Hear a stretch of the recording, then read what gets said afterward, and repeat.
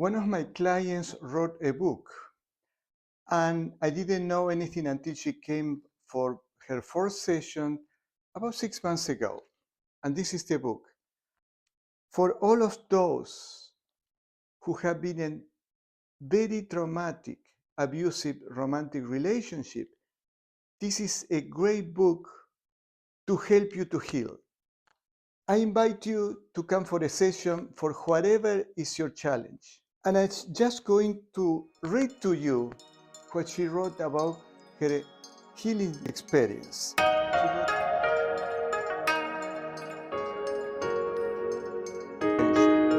And then Carlos, with his calm, knowing demeanor, added another layer of revelation.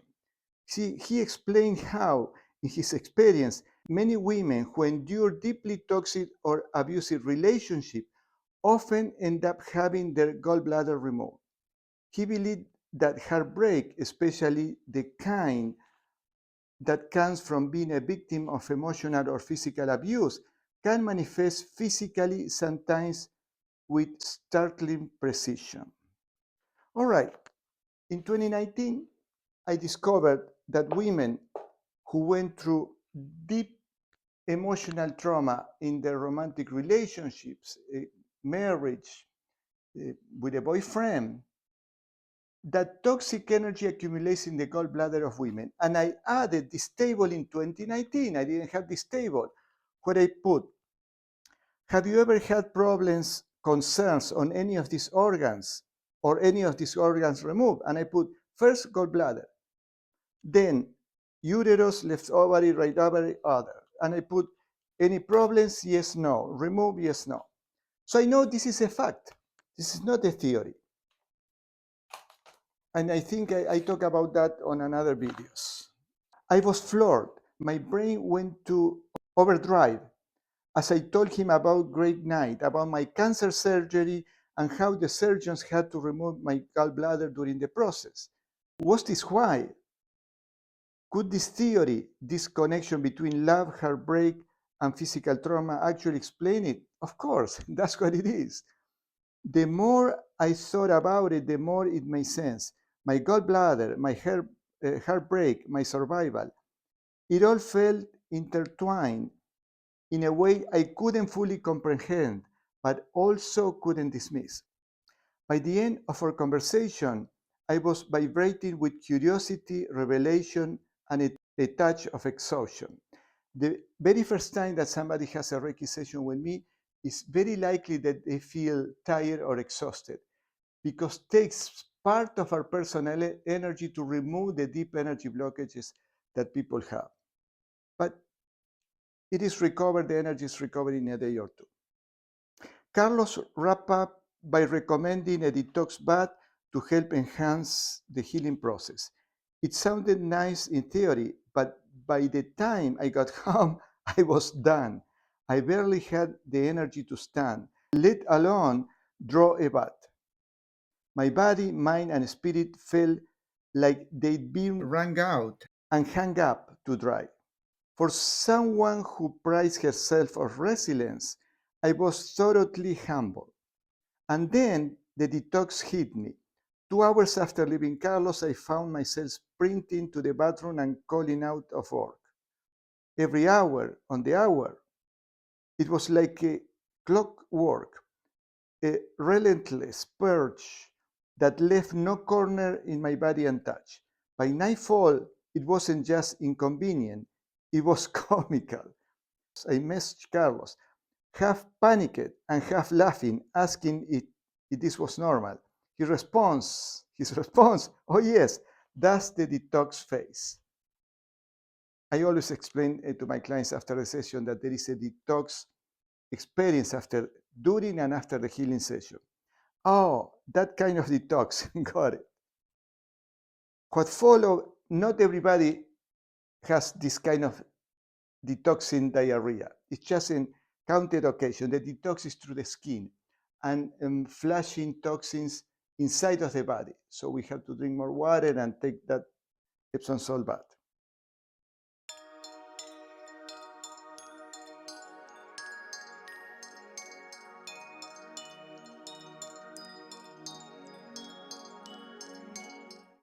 Ah, that kind of detox. Got it. What followed was a marathon I hadn't known I signed up for. My body went through a full on evacuation, leaving me drained yet strangely lighter. Why lighter? Because when the energy blockages that were absorbing, sucking our energy 24/7 are released, we feel lighter because that heavy weight is not on us anymore.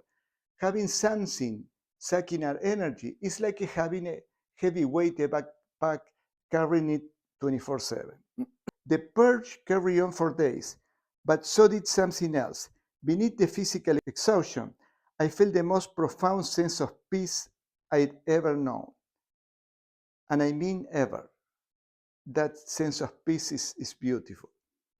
I'm not talking about the kind of peace you feel after a good nap or a relaxing day at the beach. This was something deeper, purer, a calm that radiated from my very core. My mind was quiet for the first time in months, maybe years. My body, though still recovering, felt weightless, as if I'd shed more than just toxins. And my spirit was soaring. It wasn't just internal, I could see it too. I caught my reflection in the mirror and barely recognized myself. I was glowing, radiating a light from within that felt otherworldly. Of course, when we have all these toxic energies, energy blockages that includes energy parasites, spirit attachments, and so on, they reflect in our eyes, they reflect in our face, in our demeanor. When they are gone, we are glowing. It's as simple as that. So if you are not glowing, come for a session. I look like I'd been kissed by the universe, shining brighter than any diamond, exuding a warmth that wasn't just visible but palpable. I felt untouchable, like nothing in the world could tarnish this newfound solitude and serenity. This is really beautiful. For those few days, I floated on clouds. Music sounded sweeter. Food tasted richer. Remember, she couldn't even eat. She couldn't enjoy food. And even the little annoyances of life couldn't touch me. If you'd seen me, you might have thought I was on something, some magical hallucinogenic journey. But no, this was all me, all natural, all Reiki. And while the glow didn't last forever, its impact did. Because once you feel that, you cannot go back. This is like when you start meditating deeply. I follow the teachings of Paramahansa Yogananda, and once I taste the sweetness, the love, and the peace, you cannot go back to the normal life. It's as simple as that. And while the glow didn't last forever, its impact did. The session was a turning point, a pivotal curve on my healing path. It didn't just show me what was possible, it made me believe in the process. For the first time in what felt like forever, I wasn't just existing, I was living, thriving. And in those fleeting days of pure bliss, I caught a glimpse of what healing really looked like, what peace really felt like. It was proof that my soul was still capable of shining even after everything she went through. And for the first time, I knew I was on the right path. Of course, that conversation with Carlos about women who love Psychopath lit a fire in my soul, a relentless need to know more, to understand everything. I was wired, buzzing with curiosity, but the thought of sitting down to actually read the book, that felt like an Olympic level feat my brain wasn't prepared for. Concentration and I had been strangers lately. No matter how hard I tried to reel it in, my mind was like a browser with 27 tabs open, half of them frozen and the other half playing some chaotic background music I couldn't mute. I'd managed to dabble in a few self-help books along the way, little lifelines that helped pry my mind and heart open just enough to breathe. But still, focus wasn't coming to me the way it used to. I wasn't the same sharp, looked-in version of myself, and honestly, it was frustrating as hell. So naturally, the universe, or let's be real, Instagram's creepy algorithmic wizardry, decided to step in because, of course, it did. Right on cue, smart as phone, always listening. So she started talking about my session in the page 342. For all of those who have been in very traumatic, abusive romantic relationship, this is a great book to help you to heal. And read also Women Who Love Psychopaths, that you are going to learn about narcissists. I don't remember the other qualities that they talk about, egocentric and so on.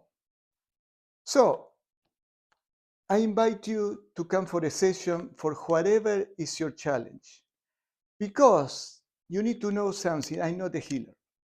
This is why the miracles happen, because when I start the session, I said, divine consciousness flow through me, full force and unlimited power, guide me and protect me. Divine consciousness flow through Hailey, full force and unlimited power, guide her and protect her. And then I said, take charge, divine consciousness, take charge of this session as you always are in charge. Divine consciousness, take cover, be in control of the sessions as you always do. I give all the power away and the responsibility to the Spirit. This is why my sessions are not mine, produce this kind of miracles. And if you are a healer, it is about time that you realize that. When you make contact with God every day through daily meditation in the mornings, in the evenings, I've been doing this for a little over 40 years, and you feel that presence, that love, that peace. Well, when you do these healing sessions, it is not you. I let the Spirit do whatever He wants to do. And I pray exactly like that. Just do whatever you need to do with this child of yours. That's my secret. God bless us all. And come for a session.